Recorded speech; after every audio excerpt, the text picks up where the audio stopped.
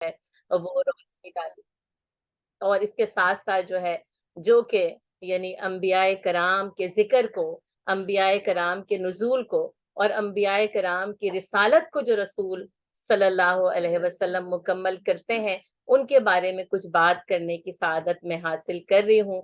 اور سورۃ الانبیاء کے حوالے سے ہی، یا حضرت آدم علیہ السلام سے لے کر حضرت عیسیٰ علیہ السلام تک، اور یا رسول اللہ صلی اللہ علیہ وسلم کے حوالے تک یہ بات مسلمہ ہے کہ حسن یوسف دم عیسیٰ ید بیدا داری، آنچا خوبا ہما دارت تو تنہا داری۔ جتنے انبیاء کرام کا آپ سب نے بیان کیا نا، اللہ تعالیٰ نے ان سب کی صفات کو رسول اللہ صلی اللہ علیہ وسلم کی شخصیت میں با تمام و کمال جمع کر دیا ہے۔ اس میں کسی بھی قسم کی جو ہے وہ کمی نہیں چھوڑی گئی۔ ایک روایت آتی ہے، ابن کثیر نے اس روایت کو نقل کیا ہے کہ جیسے رسول اللہ صلی اللہ علیہ وسلم کو صبر ایوب عطا کیا گیا ہے نا، حسن یوسف عطا کیا گیا، یعنی جو جو ہمیں انبیاء کرام کی صفات ملتی ہے نا، یعنی حضرت سلیمان علیہ السلام کی وہ حکومت ملتی ہے، تو نبی صلی اللہ علیہ وسلم کو وہ غلبہ دیا گیا، اور وہ اسلام کا وہ غلبہ اور اسلام کا وہ پیغام جو کہ حضرت آدم علیہ السلام سے شروع ہوا تھا، نبی صلی اللہ علیہ وسلم تک پہنچ کر وہ مکمل ہو جاتا ہے، وہ غالب ہو جاتا ہے۔ اور میری اور آپ کی یہ قسمت، یہ فخر، کہ یہ فخر میری عزت تیری ذات سے ہے نسبت، یہ فخر میری عزت تیری ذات سے ہے نسبت، میری زندگی کا حاصل تیرے عشق کا شرارہ۔ اوکے تو چلے نبی صلی اللہ علیہ وسلم پر کچھ سلام کے اشعار کے ساتھ جو ہے وہ نبی صلی اللہ علیہ وسلم کا تذکرہ شروع کرتے ہیں۔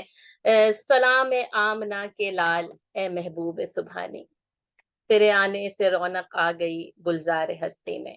سلام فخر موجودات اے فخر نوع انسانی، سلام ذل رحمانی، سلام نور یزدانی، تیرا نقش قدم ہے زندگی کی لوح پیشانی۔ سلام آتش زنجیر باطل توڑنے والے، سلام خاک کے ٹوٹے ہوئے دل جوڑنے والے، سلام صاحب خلق عظیم، انسان کو سکھلا دے۔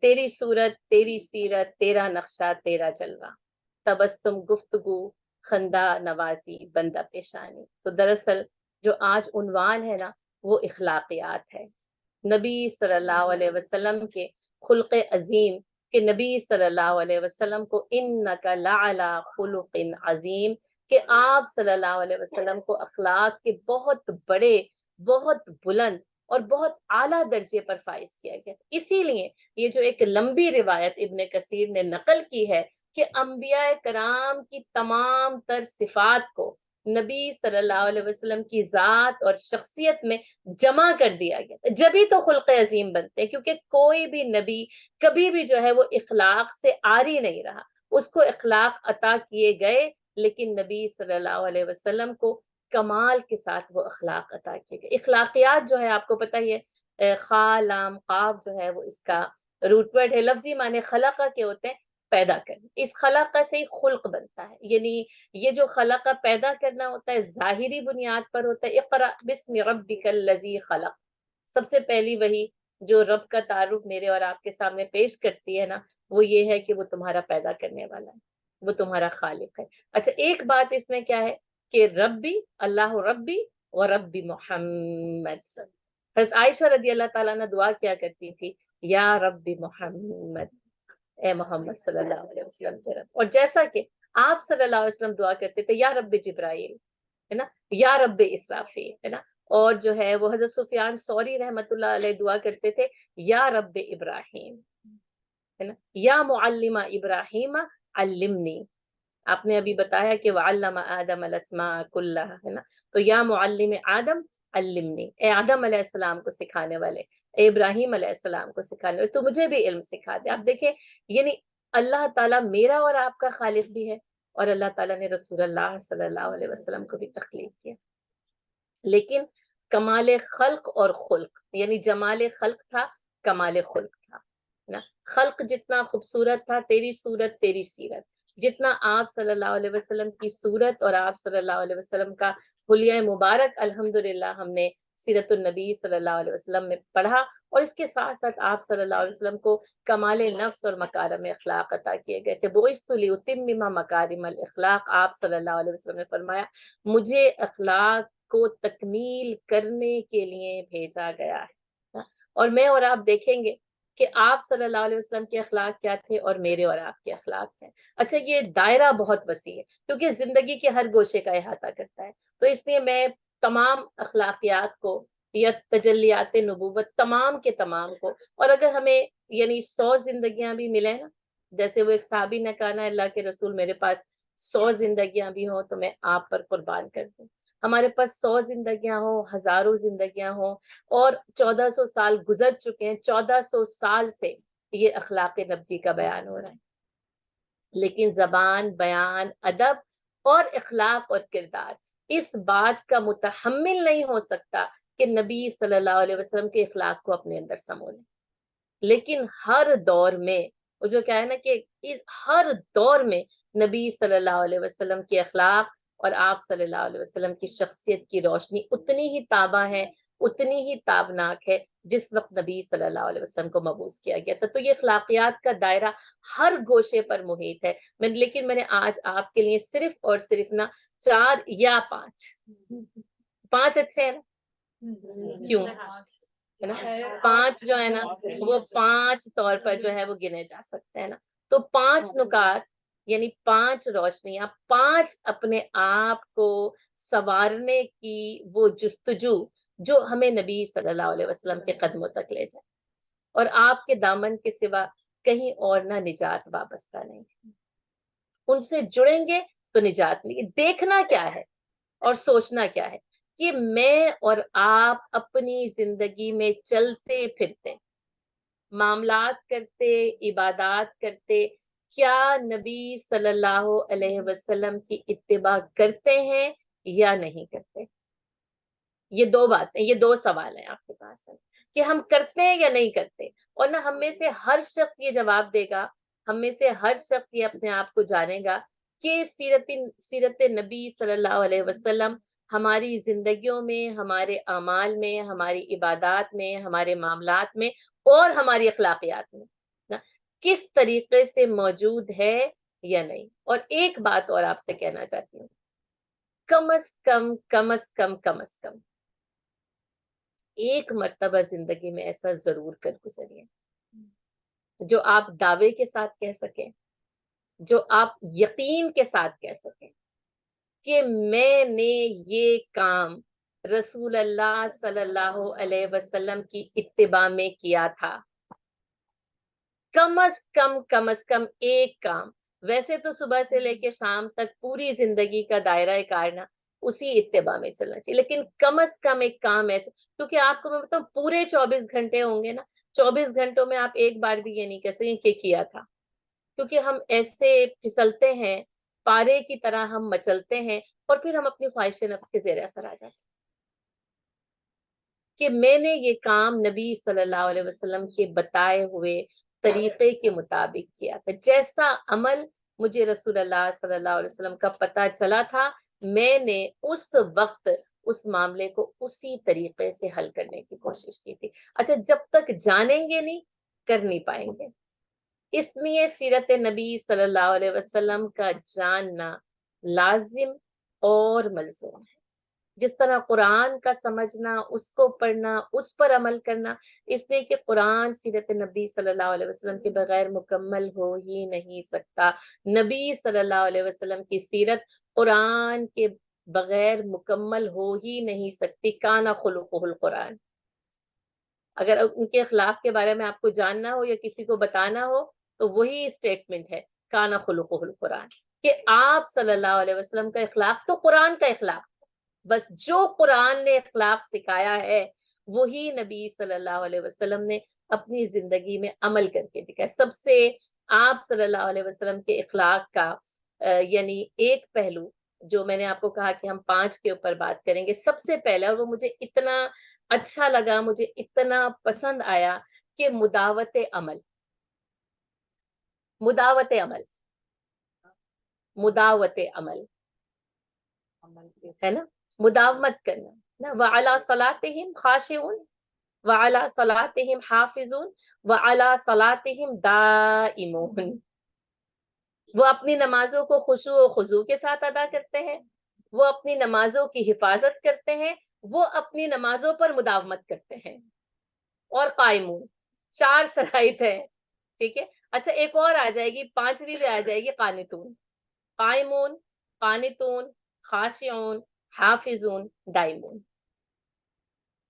تو اس سے نا آپ دائمون کو سمجھ سکتے ہیں کہ ایک دن نہیں پڑھنی، ایک وقت نہیں پڑھنی، پوری زندگی کے سرکل میں صبح سے لے کے رات تک 5 وقت کی اوقات کے ساتھ جو ہے اللہ تعالیٰ نے ان الصلاۃ کانت علی المؤمنین کتابا موقوتا. تو یہ جو مداوت عمل ہے کیا ہے؟ یہ جو دائم ہے، کہتے ہیں دائم الماء سے نکلا ہے، پانی ٹھہرا ہوا ہے. اب پانی ٹھہر جاتا ہے. اچھا جب وہ اچھا ایک ٹھہرا ہوا پانی آب حیات بنتا ہے، ٹھیک ہے، اور ایک ٹھہرا ہوا پانی نا کیچڑ بنتا ہے، گندگی بنتا ہے. تو پانی میں جب سکون ہوتا ہے، اس کا مطلب سکون ہوتا ہے، سکوت ہوتا ہے، ٹھہراؤ ہوتا ہے. تو جیسے نمازوں میں سکون ہونا چاہیے، سکوت ہونا چاہیے، ٹھہراؤ ہونا چاہیے، اور اس میں ہمیشگی پائی جاتی ہے جس کو دوام کہتے ہیں. یعنی مسلسل اور ہمیشہ، جیسے نماز ہمیشہ اور مسلسل عمل ہے، اسی طرح نبی صلی اللہ علیہ وسلم کے اعمال کیا تھے؟ مداومت تھی.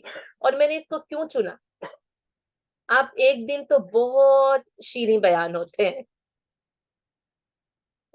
آپ کا عمل بہت خوب، بڑا بہترین ہوتا ہے، بڑی اچھی آپ عبادت کرتے، بہت اچھی آپ دعوت کرتے ہیں، کسی کے پاس مہمان جاتے ہیں تو بہت اچھے جاتے ہیں.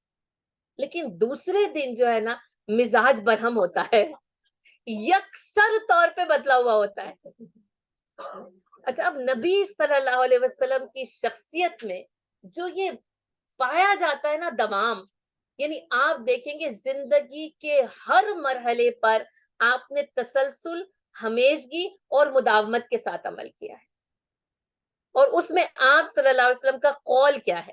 اور وہ خاص طور پر عبداللہ بن عمر رضی اللہ تعالیٰ عنہ سے فرمایا گیا کہ اے عبداللہ بن عمر، تم اس آدمی کی طرح نہ ہو جانا جو تہجد پڑھا کرتا تھا لیکن اس نے چھوڑ دی.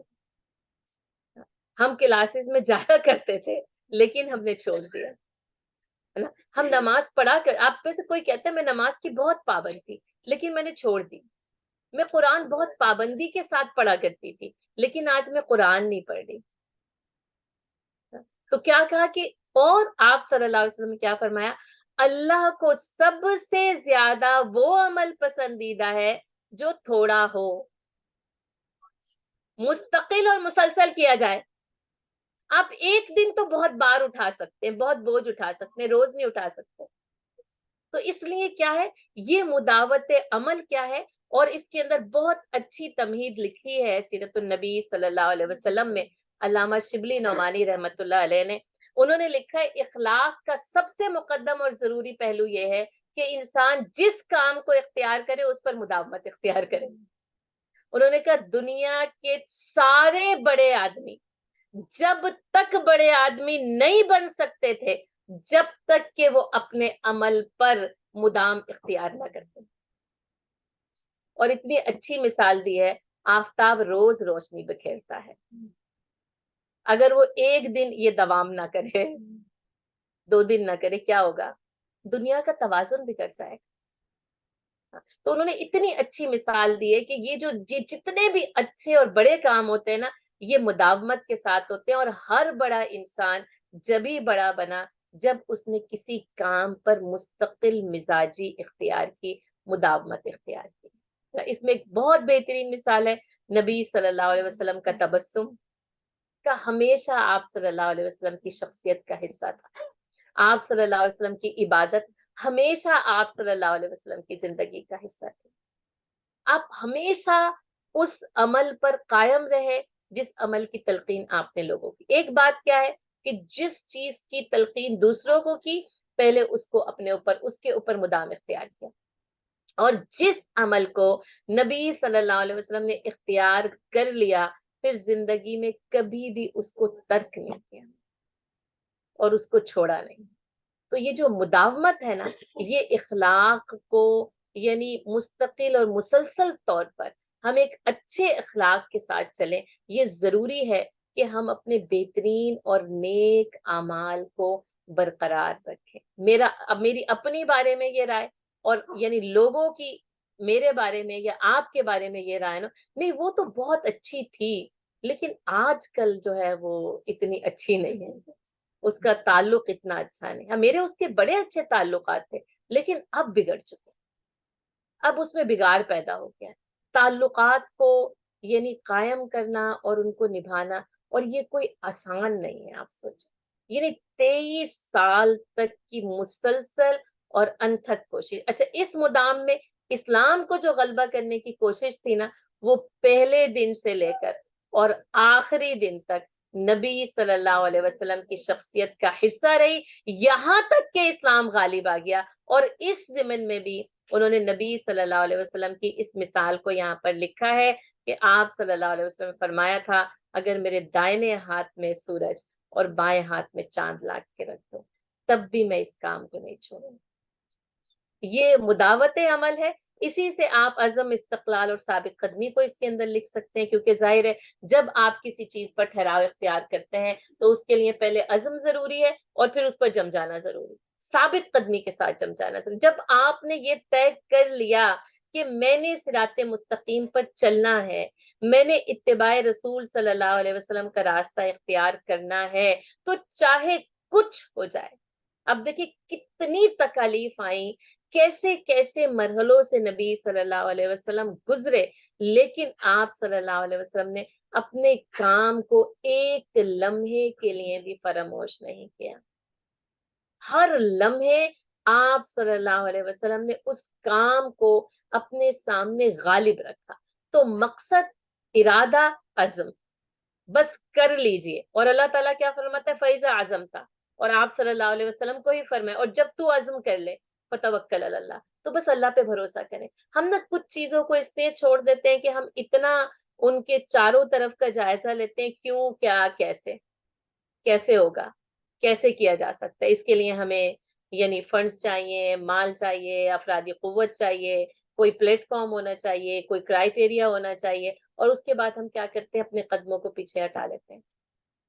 فتوکل علی اللہ، اس مداومت کا جو ہتھیار ہے نا، وہ کیا ہے کہ اللہ تعالیٰ پر بھروسہ کیا جائے، اور اللہ تعالیٰ پر بھروسے کے ساتھ ہی یہ تمام کے تمام کام جو نیک اعمال ہیں، جو صراط مستقیم ہے، اس کا راستہ آسان ہو سکتا ہے، جیسا اللہ تعالیٰ نے نبی صلی اللہ علیہ وسلم کے لیے آسان کیا۔ راہیں کھلتی چلی گئی، آپ کو مکہ چھوڑنا پڑا، آپ نے مکہ چھوڑ دیا، لیکن اپنے عزم اور استقلال میں، آپ کے ارادے اور نیت میں، اور آپ کے قول، فعل اور عمل میں ذرہ برابر بھی کسی قسم کی کمی جو ہے وہ نہیں آئی۔ اس مداومت کے ساتھ ساتھ کہ جب آپ صلی اللہ علیہ وسلم آگے بڑھتے ہیں، اور ہم دیکھتے ہیں کہ نبی صلی اللہ علیہ وسلم کو تمام صفات کمال کے ساتھ عطا کی گئی، آپ صلی اللہ علیہ وسلم کو غلبہ عطا کی گئی، یعنی آپ صلی اللہ علیہ وسلم نے جس مشن کی تکمیل کی ہے وہ تھی جس کو 1,24,000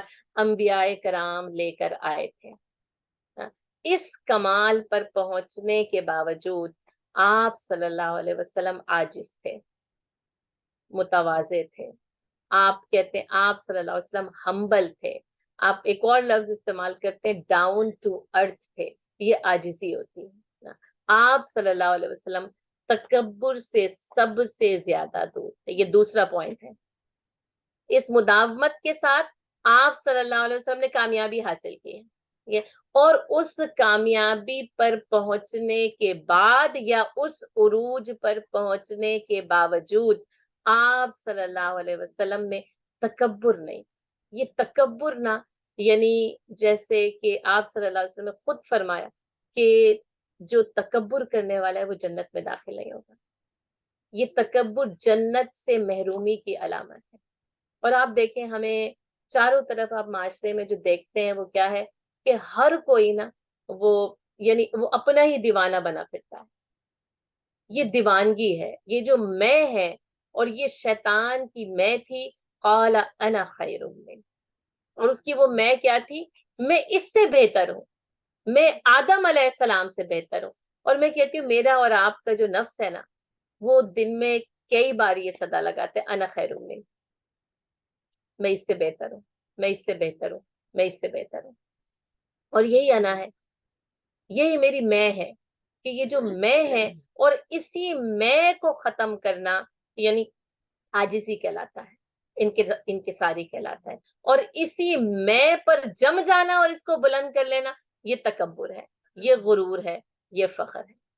اور اس غرور اور تکبر سے دور رہنا یہ نبی صلی اللہ علیہ وسلم کی شان کہ آپ نے نسب پڑھ لیا، بہترین نسب، بہترین زمانہ، بہترین کتاب، بہترین دین، سب سے بہترین آپ صلی اللہ علیہ وسلم کو عطا کیا کہ یعنی تمام انبیاء کرام کو جز دیے گئے، رسول اللہ صلی اللہ علیہ وسلم کو کل دیا گیا. لیکن اس کے باوجود آپ صلی اللہ علیہ وسلم کی تواضع اور انکساری کا کیا حال تھا کہ آپ صلی اللہ علیہ وسلم عام لوگوں کی طرح اٹھتے بیٹھتے. آپ غلاموں کے ساتھ آپ کا جو سلوک ہے اور غلاموں کے ساتھ جو آپ کا تعلق ہے کہ لوگ جو ہے وہ حیران ہوتے. ابھی میں جب آپ کے لیے اس کو دوبارہ دیکھ رہی تھی تو اس میں لکھا ہوتا کہ مدینے کی لونڈیاں آتی اور نبی صلی اللہ علیہ وسلم سے اپنے کام کرا جاتی. ایک پاگل عورت آئی، پاگل عورت، جبکہ آپ صلی اللہ علیہ وسلم نماز کی اقامت دے کر کھڑے ہو گئے تھے. آپ اس کے ساتھ گئے، اس کا کام کیا اور آپ صلی اللہ علیہ وسلم پھر واپس تشریف لائے. اب دیکھیں ہمارا کوئی امام کھڑا ہو جائے نماز کے لیے، نہ وہ وہاں سے ہٹ سکتے نہ وہ خود ہٹے گا، اور اگر وہ ہٹ جائے نا تو مقتدیوں نے اس کو پتھر مارنے شروع کر دینا. ہنگامہ تو انہوں نے کرنا ہی کرنا ہے کہ ہم تمہارے پیچھے نماز پڑھنے کے لیے کھڑے تھے اور تم کہاں چلے گئے.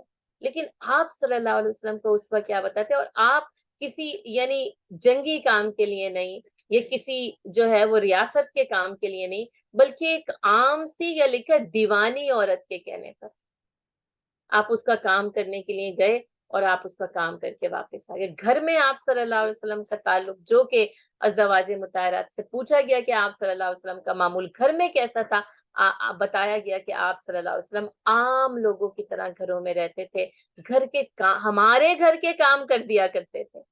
اور آپ صلی اللہ علیہ وسلم اپنے گھر کے کام خود کیا کرتے تھے اور اپنے کام خود کیا کرتے تھے. اب دیکھیے ہم مرد تو بہت دور کی بات ہے، ہم عورتیں آج کل گھر کا کام کریں تو پسند نہیں کرتی، ان کو اس میں تکلیف محسوس ہوتی، یعنی اپنے ہی گھر کا خود کام کرنے میں ہمیں تکلیف محسوس ہوتی ہے. میں یہ نہیں کہتی کہ آپ مددگار نہیں رکھ سکتے، لیکن نبی صلی اللہ علیہ وسلم کا اسوہ کیا ہے کہ آپ نے اپنے کام خود کیے ہیں، آپ نے لوگوں سے کام کروانے کو پسند نہیں کیا ہے. گو کہ جیسے ضرورتاً اختیار کر لیا گیا، جب صحابہ کرام کوئی کام کرتے، کوئی سفر پہ جاتے تو آپ صلی اللہ علیہ وسلم ان کے ساتھ حصے دار بنتے، کہتے لکڑیاں میں جمع کر کے لے کے آؤں. مسجد نبوی کی تعمیر دیکھیں، آپ صلی اللہ علیہ وسلم اس کی اینٹیں، مٹی اور گارا خود اٹھا کے لے کے آتے ہیں. کتنی کتنی بڑی بات ہے نا. اگر میں اور آپ سوچیں ہمارے ذرا سا کسی کو کوئی عہدہ ملتا ہے، کسی کے پاس کوئی مال اور دولت آتی ہے، کوئی ڈگری آتی ہے، کوئی چیز آ جاتی ہے نا، لگتا ہے کہ دماغ فرش سے نا عرش تک پہنچ جاتا ہے. اولاد کو کوئی عہدہ مل جائے وہ والدین کے سامنے کھڑی ہو جاتی ہے. وہ کہتی ہے آپ کو تو کچھ پتہ ہی نہیں، آپ کو تو نئے زمانے کی کسی چیزوں کا پتہ ہی نہیں، آپ نے تو پتہ نہیں کس زمانے میں زندگی گزاری، آپ کے زمانے میں ایسا ہوتا ہوگا. ہم جو ہے نا وہ آگے بڑھیں گے، ہم بلند کریں گے. عاجزی، لوگوں کے سامنے جھک جانا، یہ اخلاق کا یعنی اتنا بلند باب ہے کہ اگر اس کو اختیار کر لیا نا پھر اللہ تعالیٰ نہ بڑائی دیتا ہے. کیونکہ وَلِلَّهِ الْعِزَّةُ جَمِيعًا، نہ عہدہ عزت دے سکتا ہے، نہ دولت عزت دے سکتی ہے، نہ بڑا گھر عزت دے سکتا ہے، نہ بڑی گاڑی عزت دے سکتی ہے. نبی صلی اللہ علیہ وسلم کے پاس دنیاوی طور پر تو کوئی محل نہیں تھا. آپ صلی اللہ علیہ وسلم نے اچھا اسی تکبر سے دوری کے لیے آپ صلی اللہ علیہ وسلم نے دولت کے استعمال کو پسند نہیں کی. ہمارے پاس مادیت کا جو غلبہ ہے نا تو وہ دولت کا استعمال، اور پھر وہی کہ وہ کہے گا کہ کیا کہ میں نے مال کو جو ہے نا وہ اڑایا ہے، مال اللبدا. تو ہم دولت کے اڑانے کو، اور جب وہ اڑا دیتے ہیں نا تو اس کے ذکر کو اپنی شان سمجھتے ہیں نا. اور اسی تکبر کے لیے یہ جو شان بیان ہوتی ہے نا، ریاکاری سے منع کیا گیا، کیونکہ ریاکاری دل کے اندر تکبر کے بیج جو ہے وہ اگا دیتی. یعنی اگر تکبر کو آپ دیکھیں تو اس کے اندر ریاکاری، لوگوں میں دکھاوا، اور یہ جھوٹی شان. اور تکبر کی اصل آپ صلی اللہ علیہ وسلم نے کیا بتائی، تکبر کی تعریف کیا بتائی؟ آپ میں سے کوئی مجھے بتا سکتا ہے تکبر کی اصل تعریف کیا ہے؟ صحیح، ٹھیک. بطر الحق، ہے نا، حق کے مقابلے میں استکبار اختیار کرنا. تکبر کی اصل تعریف کیا ہے؟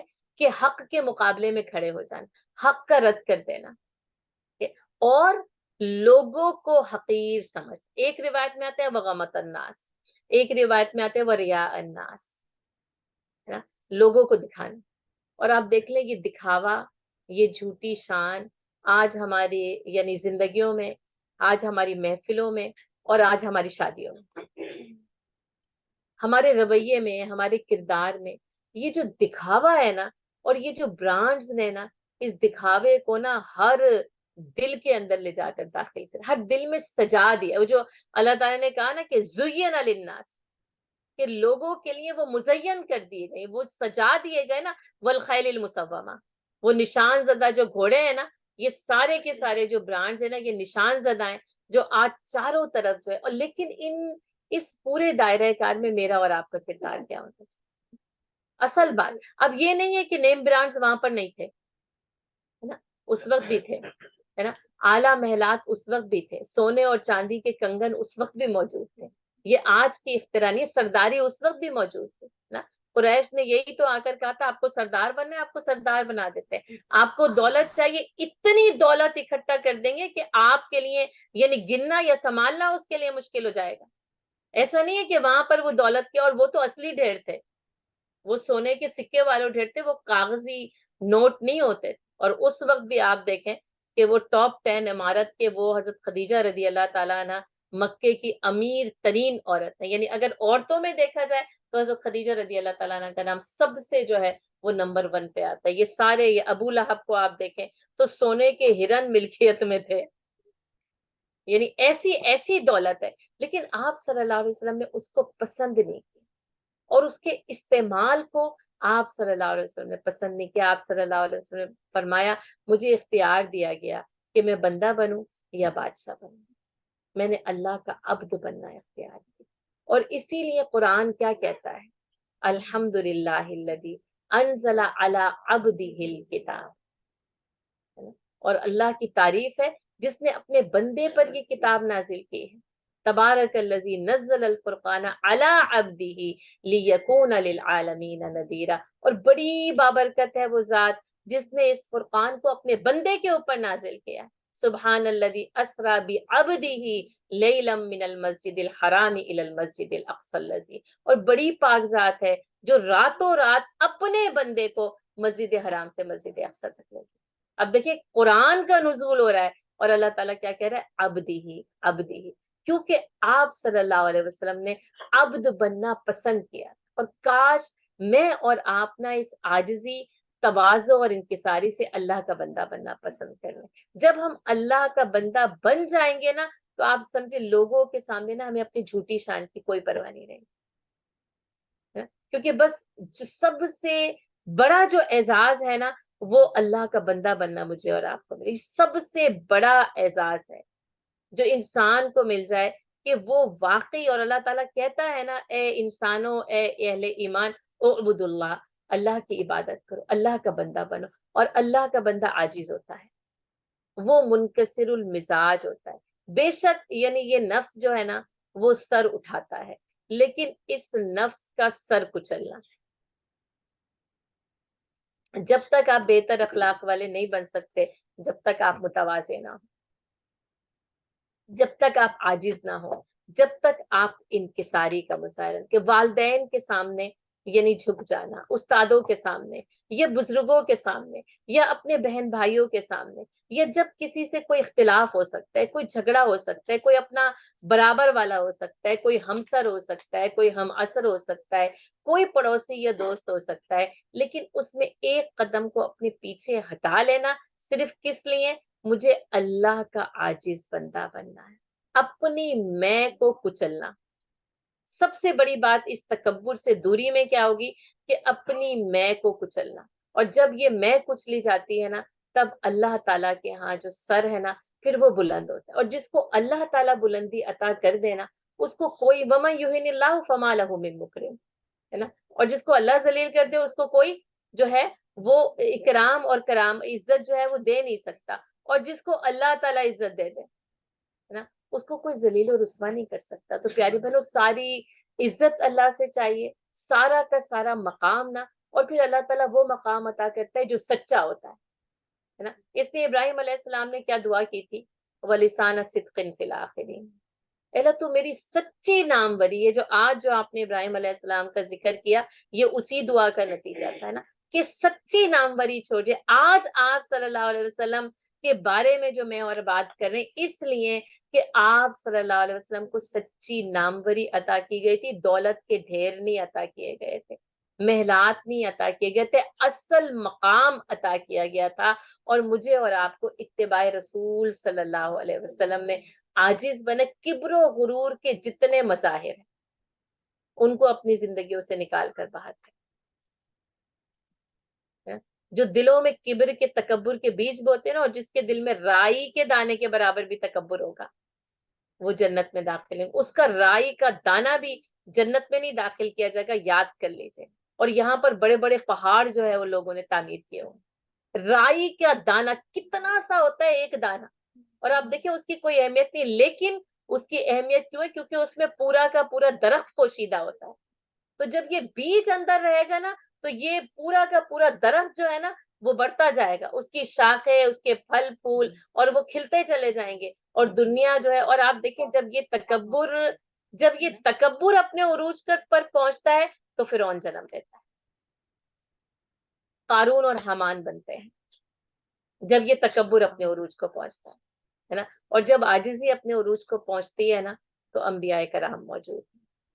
نبی صلی اللہ علیہ وسلم ہر قسم کے کمال کے ساتھ انہوں نے عاجزی کو، تواضع کو اور انکساری کو پسند کیا۔ آپ صلی اللہ علیہ وسلم نے دعا کی، اللہم احشرنی زمرۃ المساکین، اے اللہ تو کیا کر، تو مجھے جو ہے وہ مساکین کے زمرے میں شامل کر دے، ان کے جتھے میں۔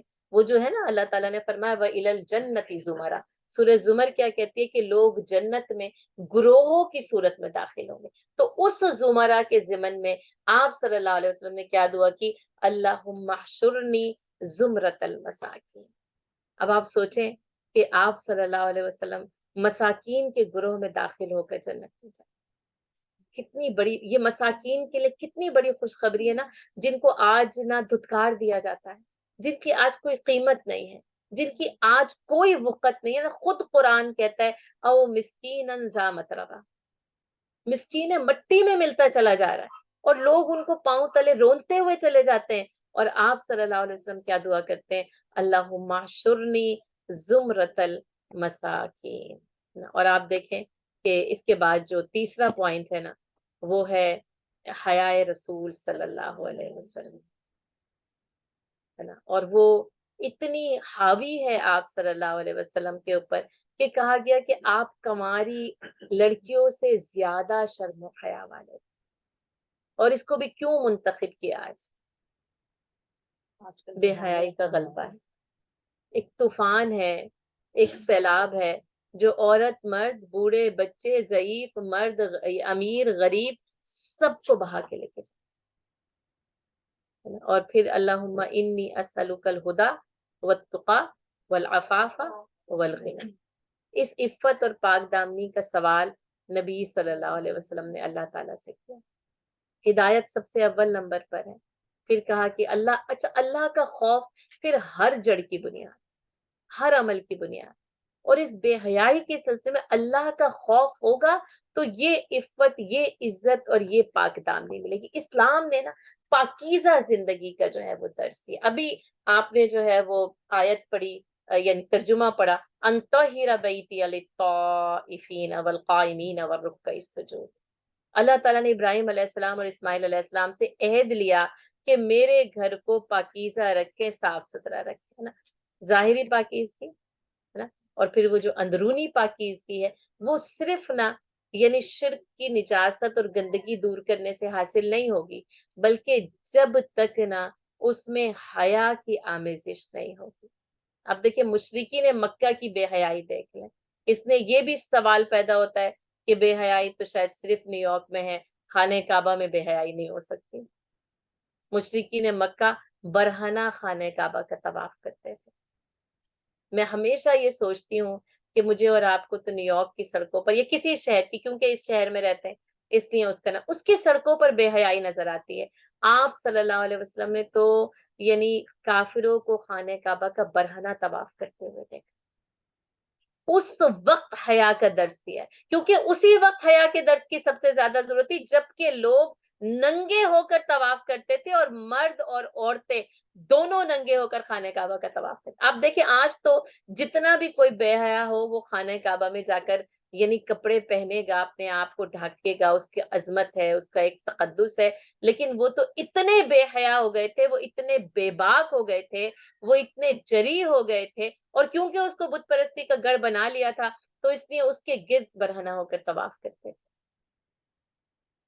اس بے حیائی کے معاشرے میں حیا کا درس اور حیا کا جھنڈا بلند کرنا اور حیا کے کردار کو سامنے رکھنا پیاری بہن، اور خاص طور پر اپنی اولاد کی تربیت کرتے ہیں،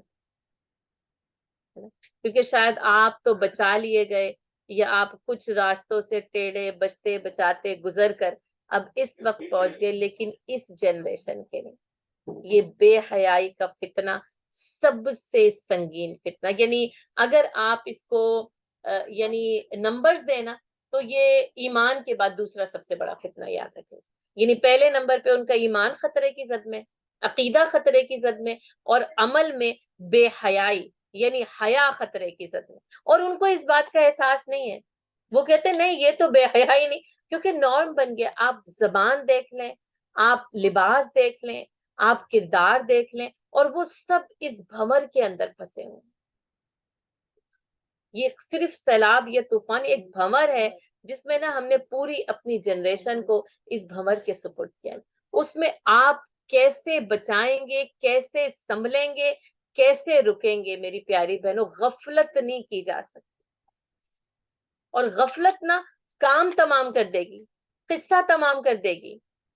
مجھے اور آپ کو خبردار رہنا ہوگا، ہوشیار رہنا ہوگا، ان تمام طریقوں کو اپنائیں کہ جس سے اپنی نسلوں کو اس بے حیائی کے فتنے سے بچایا جا سکتا ہے۔ سب سے پہلے نمبر پر ان کے ایمان کی فکر، اور دوسرے نمبر پر ان کے اس بے حیائی کے فتنے سے بچنے کی فکر، لیکن نا اپوزٹ ہو رہا ہے۔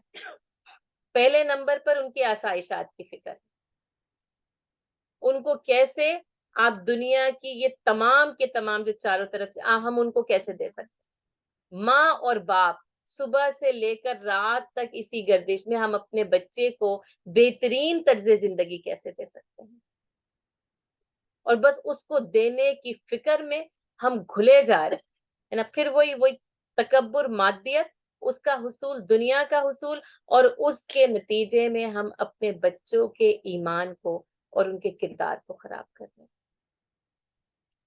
حیا کا درس، آپ صلی اللہ علیہ وسلم کماری لڑکیوں سے زیادہ حیادار تھے۔ آپ یہ دیکھیں حیا کا عالم کیا تھا کہ زبان سے کبھی کسی قسم کا کوئی غلط جملہ نہیں نکلا۔ اس حیائی کے ضمن میں نا یعنی جس کو میں پانچویں بات کہنا چاہ رہی تھی، لیکن اس کو ہم یہیں پر ہی اس کو دیکھ سکتے ہیں، زبان کی حفاظت۔ آپ صلی اللہ علیہ وسلم فحش گفتگو سے پرہیز کرتے تھے، کیونکہ بات یہ کہ جب تک زبان پہ قابو نہیں ہو سکتا، اس دل اور اس نفس کے اوپر قابو نہیں ہو سکتا۔ جو شخص نہ اپنی زبان پر قابو نہیں کر سکتا وہ فتح نہیں کر سکتا۔ اور آپ دیکھ لیں ہماری زبان جب بولتی ہے تو کتنا غلط بولتی ہے، کتنا برا بولتی ہے، اور یا کتنا بے حیائی کے ساتھ بولتی ہے، فحش گفتگو۔ آپ صلی اللہ علیہ وسلم نے پوری زندگی کبھی کسی کو گالی نہیں دی، کبھی کسی کو آپ صلی اللہ علیہ وسلم نے گالی نہیں دی، آپ صلی اللہ علیہ وسلم نے کبھی کسی کو برا بھلا نہیں کہا۔ حضرت انس رضی اللہ تعالیٰ عنہ نے فرمایا ہے نا کہ میں نے 10 سال آپ صلی اللہ علیہ وسلم کی خدمت، یعنی پہلے ہی دن، یا اگر ہم دیکھیں کہ آپ مسجد قباء سے مدینہ آتے ہیں، پہلے ہی دن ام سلیم حضرت انس رضی اللہ تعالیٰ عنہ کو رسول اللہ صلی اللہ علیہ وسلم کی خدمت میں لے کر آئیں اور آپ صلی اللہ علیہ وسلم کے پاس چھوڑ کر گئیں، اے اللہ کے رسول، یہ میرا بیٹا بہت سمجھدار ہے، آپ اس کے ساتھ جیسا جی چاہے سلوک کریں، لیکن آپ اس کی تربیت کر دیجیے۔ اب میں کہتی ہوں وہ کیسی ایماندار ماں تھی، پہلے ہی دن اس کو پتا چل گیا کہ میرا بیٹا اگر بچ سکتا ہے نا تو آپ صلی اللہ علیہ وسلم کی تربیت سے بچ سکتا ہے۔ ہمیں آج تک یہ بات نہیں پتا چلی، ہم آج تک نا دائروں میں بھٹک رہے ہیں، کون سا پروفیشن ہو تو یہ بچ جائے گا، کہ تمہیں تمہاری زندگی کے لیے کارآمد بنا کر جا رہے ہیں۔ ہمیں یہ بات آج تک نہیں پتا چلی، ام سلیم کو پہلے ہی دن پتا چل گئی تھی کہ میرا بیٹا اگر بچے گا نا تو آپ صلی اللہ علیہ وسلم کے دامن سے وابستہ ہو کر بچ سکتا ہے، ورنہ اس کا بچاؤ ممکن۔ اور آپ دیکھ لیں کہ کیا مقام ہے حضرت انس بن مالک رضی اللہ تعالیٰ عنہ کا اسلامی تاریخ، کیسے آپ صلی اللہ علیہ وسلم نے ان کی یعنی تربیت کی ہے، اور کہا میں 10 سال رسول اللہ صلی اللہ علیہ وسلم کی خدمت میں رہا، انہوں نے ایک مرتبہ بھی مجھ سے یہ نہیں کہا کہ یہ کیوں کیا اور یہ کیوں نہیں کیا۔ میں کہتی ہوں وہاں پر 10 منٹ نہیں کوئی بیٹھ سکتا، پتہ ہے آپ کی اپنی اولاد نہ آپ کے دامن سے وابستہ نہیں ہوتی، امی ہر وقت آپ کسی نہ کسی کام کو ہی کہتی رہتی، آپ ہر وقت ڈانٹتی ہی رہتی ہیں، آپ کے پاس نہ ہمیشہ یہی باتیں ہوتی، کیونکہ واقعی ہم ان کو نہ سینے سے لگا کے درما کے طریقے نہیں سکھاتے، ہم حکم تو دے دیتے ہیں، ہم شریعت کا پرچار تو کر دیتے ہیں، ہم ان کو نماز کا حکم تو دے دیتے ہیں، اللہ سے محبت نہیں سکھاتے، اللہ کا خوف نہیں سکھاتے، اللہ سے تعلق نہیں سکھاتے۔ آپ صلی اللہ علیہ وسلم کے اس طرز عمل نے حضرت انس رضی اللہ تعالیٰ عنہ کو کہاں سے کہاں پہنچا دیا، ام سلیم کے اس طرز عمل نے ان کو فرش سے جنت تک پہنچا دیا۔ آپ صلی اللہ علیہ وسلم نے فرمایا، میں نے رمیسہ بنت ملحان کے قدموں کی آہٹ کی آواز جنت میں اپنے قدموں کے ساتھ سنی۔ جس ماں کو یہ پتا چل جائے نا کہ اپنے بیٹے کو رسول اللہ صلی اللہ علیہ وسلم کے سپرد، آسان نہیں ہے، آسان آپ سپرد کر تو دیتے ہیں استادوں کے، ابھی پچھلے ہی میرے خیال ہے پچھلا ہی منتھ ہے، یا ہو سکتا ہے کہ پھر وہ یعنی اگست نہ ہو تو جولائی ہو، کیونکہ اتنی تیزی سے ماہ و سال گزرتے ہیں۔ تو میرے ہسبینڈ ہی آ کے بتا رہے تھے کہ یعنی ایسے ہی سنڈے سیٹرڈے اسکول تھا، استاد نے بچے کو شاید کسی بات پر کہا ہوگا کہ یہ کیوں کیا، اور ماں اس کے سامنے کھڑی ہوئی تھی کہ آپ کا یہ حق نہیں ہے کہ آپ میرے بچے کو یہ کہہ سکیں کہ یہ نہیں کر سکتا، یہ میں کہہ سکتی ہوں، آپ نہیں کہہ سکتے۔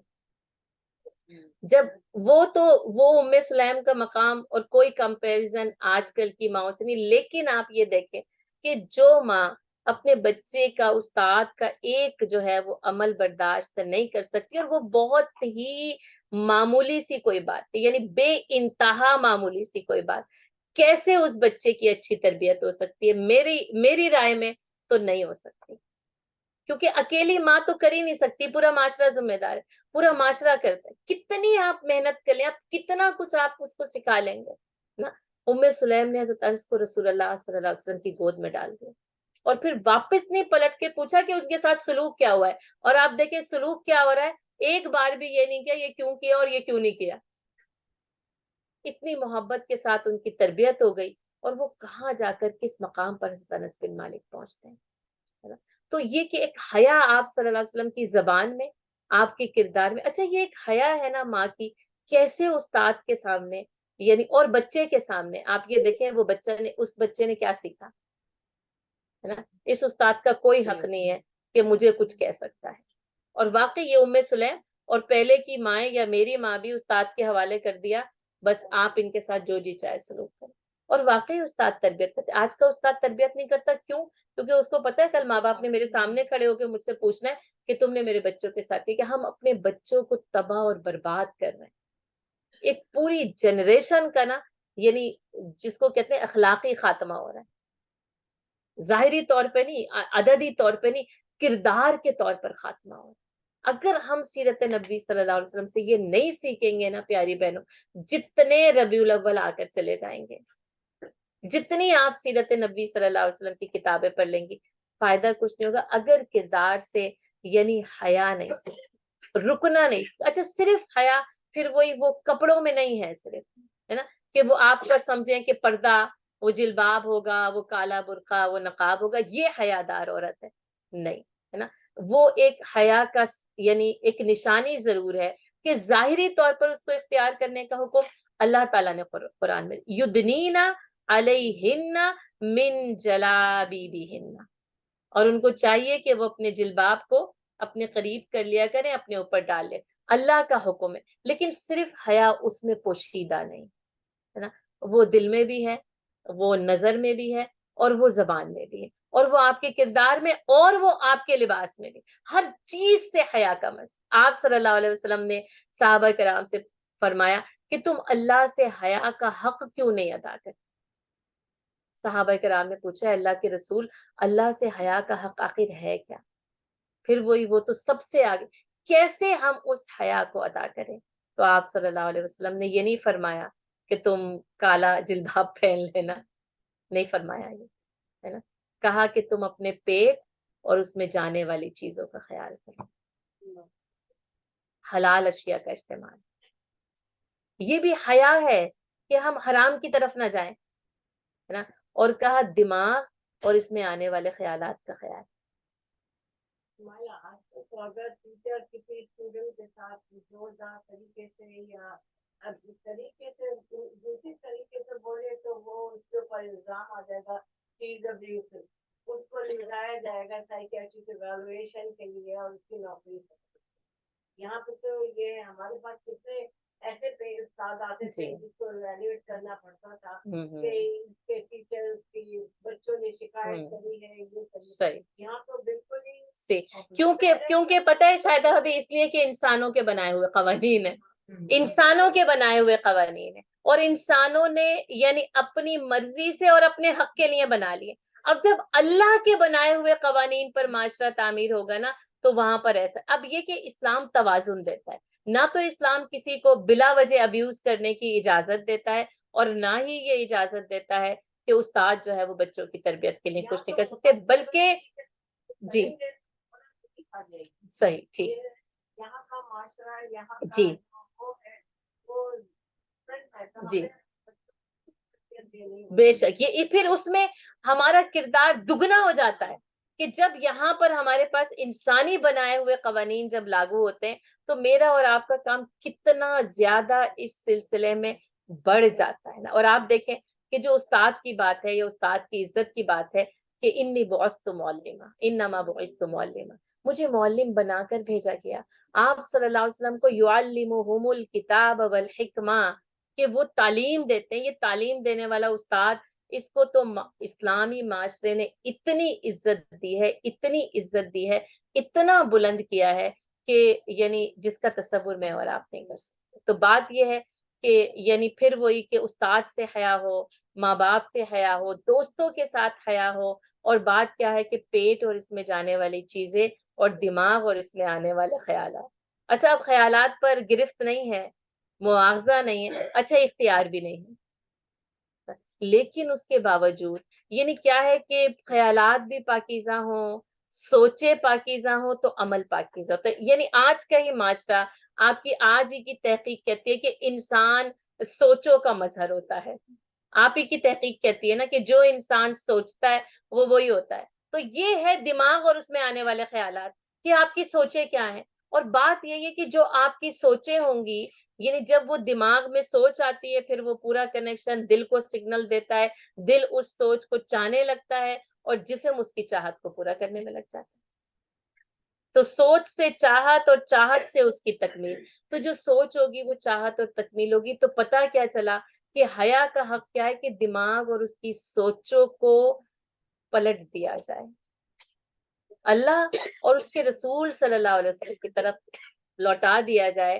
اور یہی ہے آپ صلی اللہ علیہ وسلم کی اس حدیث کا مطلب کہ تم میں سے کوئی شخص اس وقت تک مومن نہیں ہو سکتا جب تک کہ اس کی خواہش نفس اس کے تابع نہ ہو جائے جس کو میں یعنی کہ محمد صلی اللہ علیہ وسلم لے کر آئے.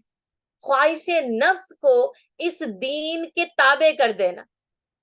جبھی یہ عمل جو ہے نا وہ مکمل ہوگا، جبھی آپ کے اخلاق بلند ہو سکتے ہیں، جب تک کہ سوچوں کو تابع نہ کیا جائے، اور پھر حلال اور حرام ہے نا، یعنی اس کے اندر کیا جا رہا ہے. اور آپ دیکھیں جو کچھ جاتا ہے انسان کا جسم اس سے پرورش پاتا ہے، پھر ہماری طاقت، ہماری قوت اور ہمارے کاموں کو کرنے کی صلاحیتیں ساری کی ساری ان چیزوں سے بنتی ہیں جو اس پیٹ کے اندر جاتا ہے. تو اس کا خیال اور دماغ اور اس میں آنے والے خیالات کا خیال، یہ اللہ سے حیا کا حق ہے. اور ہم کیسے اللہ سے حیا کا حق ادا کر سکتے ہیں؟ ظاہری طور پر اور باطنی طور پر. اس حدیث میں آپ صلی اللہ علیہ وسلم نے باطنی طور پر حیا کا حق بتایا ہے نا، اور ظاہری طور پر جتنے یعنی وہ جو اظہار جن چیزوں سے ہوتا ہے ان ساری چیزوں کے ساتھ. اور جو پانچویں بات میں نے سب سے آخر میں کہنی تھی وہ میں نے اس کے ساتھ ہی کہہ دی، زبان کی حفاظت حیا کے ساتھ ہونی چاہیے. دوسروں کو آپ صلی اللہ علیہ وسلم نے اپنی زبان کے جملے سے کبھی کسی کو تکلیف نہیں پہنچائی. کتنی بڑی بات ہے. ہم روز صبح سے لے کے رات تک نہ دل زخمی کرتے ہیں اور بھول جاتے ہیں. تلوار تو نہیں چلانی آتی ہمیں، لیکن ہمیں زبان چلانی آتی ہے اور بہت خوب چلانی آتی ہے. تلوار سے تیز. جی ہاں جی جی ٹھیک ہے ٹھیک ہے. اچھا یہ میرا پانچواں جو پوائنٹ تھا نا، یہ میں وہاں جا رہی تھی، صداقت، سچائی.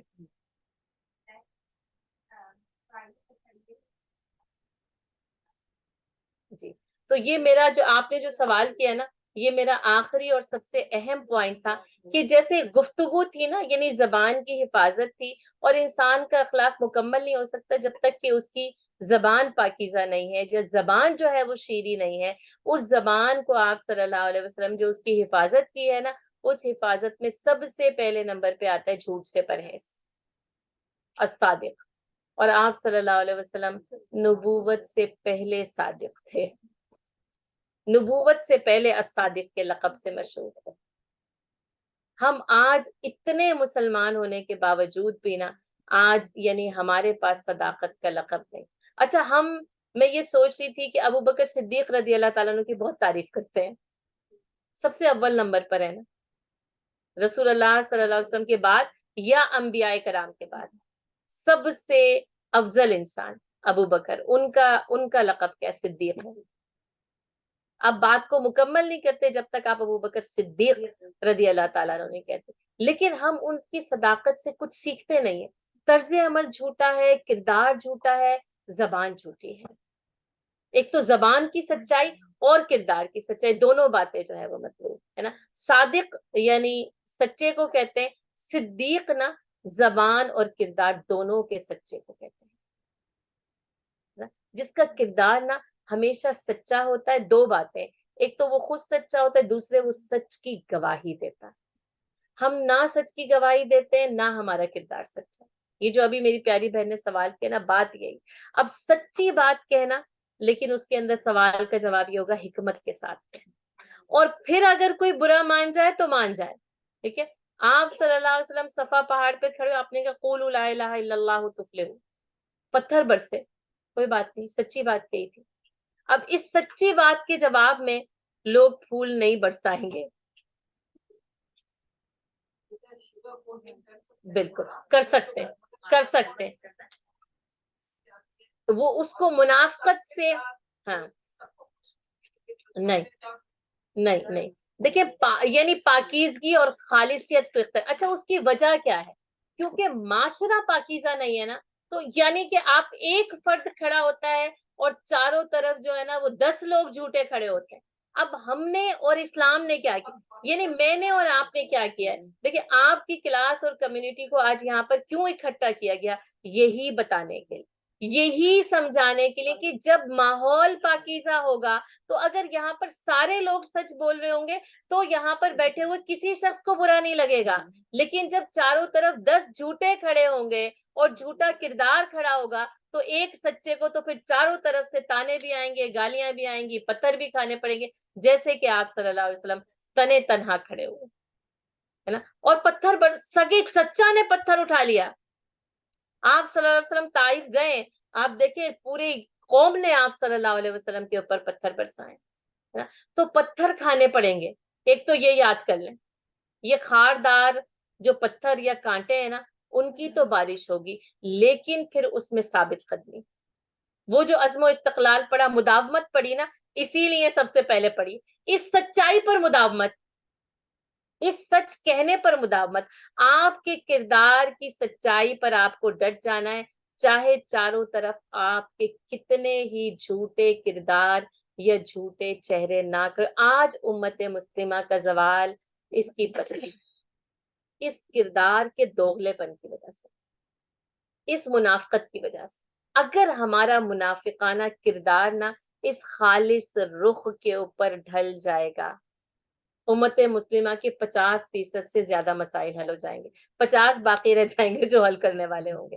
لیکن اصل میں بات کہ میں اور آپ ہر جگہ نا, میں اور آپ اس کردار کو, کردار رسول صلی اللہ علیہ وسلم کو اپنانا, اخلاق رسول صلی اللہ علیہ وسلم کو پڑھنا, سمجھنا, اس کا فہم حاصل کرنا, اور اپنے آپ کو اخلاق رسول صلی اللہ علیہ وسلم کی پیروی میں ڈال دینا. یہی اتباع رسول صلی اللہ علیہ وسلم ہے, کہ رسول صلی اللہ علیہ وسلم کی پیروی کرنا, آپ صلی اللہ علیہ وسلم کے نقش قدم پر چلنا. آپ صلی اللہ علیہ وسلم سب سے زیادہ صادق اللہجہ تھے, آپ صلی اللہ علیہ وسلم نے اپنی زندگی میں کبھی کوئی جھوٹ نہیں بولا, کوئی جھوٹ نہیں بولا. آپ یہ سوچیں, نہ مزاح میں, یعنی نہ مذاق میں, نہ سختی میں, نہ نرمی میں, نہ مصلحتاً, نہ حکمتاً, کسی بھی طریقے سے آپ صلی اللہ علیہ وسلم نے جھوٹ کو اختیار نہیں کیا. آپ صلی اللہ علیہ وسلم کی زندگی نا سچائی کا اور صدق کا ایک بہترین نمونہ تھا. تو اس سچائی پر مداومت, دراصل آج جو ہے وہ کہنا یہی تھا. تو کیا کہا ہے, مداومت کہا ہے, اور تکبر, صحیح, ٹھیک ہے, ٹھیک ہے, اس کے اندر حیائی, زبان کی حفاظت, اور صدق اور سچائی, ہے نا. اور اسی بات کے ساتھ جو ہے وہ اپنی بات کو ختم کرتی ہوں, کہ وہ فقر کا پیکر جس کے قدم چھوتا ہے شکوہ سلطان, انہی سے مجھے نسبت ہے, مگر کب ان کی حقیقت پہچانے. وما علینا الا البلاغ.